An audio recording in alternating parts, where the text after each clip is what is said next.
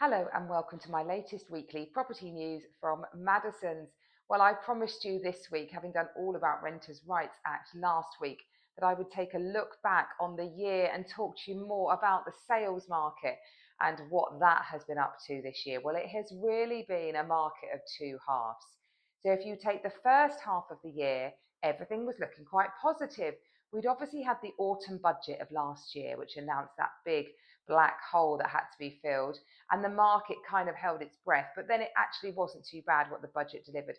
There was just some slight rises around stamp duty for second homes and capital gains tax on properties. So it wasn't too bad, though. Generally, everyone kind of felt a little bit of a sigh of relief, and we went into this year therefore with quite a good bit of momentum. So Rightmove, if you look very much at what happened in the first and the second half of the year, they reported that buyer demand was really, really strong in that first half. It was up 3% against the first half of 2024. So that was looking good.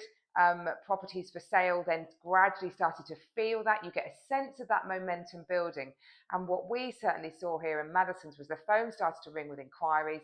Everybody was chatting about moving home, and we went absolutely mad with new listings for sale. There came a point in the summer where we actually debated closing our books and saying we cannot take on any more properties to sell because there was so much stock flooding the market, and we were running with our highest number of available properties that we have ever known in history.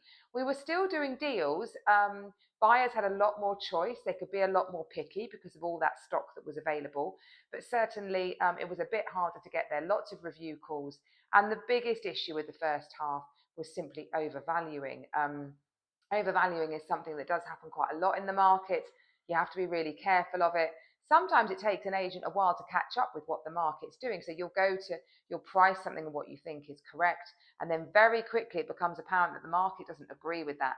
You have to have really proactive calls. So we had lots of conversations, and then lots of much harder market appraisals where we would stand firm on our price of what we felt would get the best result in this market. But as a result of those two activities, we had a phenomenal first half of the year, lots and lots of listings, lots of sales agreed, but we equally went into the autumn market carrying quite a bit of stock still. So we were a little bit nervous, but then from the beginning of August, there started to be chatter around the budget possibly. In September, it was announced about the reviewing the a possible wealth tax and the council tax and stamp duty and CGT that was payable. So there was this huge kind of shake-up sensation of going on, and everything kind of held its breath. So in the second half of the year, buyer demand was actually 6% below the second half of 2024. Overall, therefore, buyer demand did end up overall nationally, but those two factors together meant that we had a very different second half of the year to what we had in the first half of the year. And as ever, there were real regional differentials from that. So this chart from Zoopla, fascinating to show you exactly what's been going on with prices. And you can see that in the south, we have had a real struggly time this year. That is because predominantly it was mooted that there might be a capital gains tax payable on properties worth 500,000 or more, and about a third of properties for sale in the second half of the year in the south were affected by that, i.e. they were priced at 500,000 or more. So for that particular segment, that hugely affected us, and therefore overall, when you look at the south, we did not have such a good time. Buyer demand was down 12%. The flow of supply of new stock coming on was down 8%. Stock for sale was up 6%. That basically means more stuff going to market that can't sell. And the number of sales agreed was down 4%. So overall, that second half of the year for the south, where we obviously sit, was pretty tricky. Overall, prices, how have they ended? Well, they're down year on year for the south. They're down about 0.6%, but overall, according to Zoopla, up about 1.3% across the country. So that combination of lots of stock for sale, less buyer demand, it's all about supply and demand with every pricing of any asset. How many people do you want to have to buy it, and how much choice do they have to decide where they go? All affects pricing, and that is what we certainly saw across the second half of the year. So of course the budget was late. It didn't happen until November 26th. So what has then happened is we've had quite a stalled December month. We're relatively seeing what we'd expect at this time of year. We've had an enormous number of exchanges and completions going through, which is lovely. And that's as a result of that huge swell of properties that we had for sale coming through the year. And overall, we've ended really, really well. Madison's here, you can see our sales agreed chart. This is for properties worth 600,000 or more, which is generally where we sit in a sweet spot.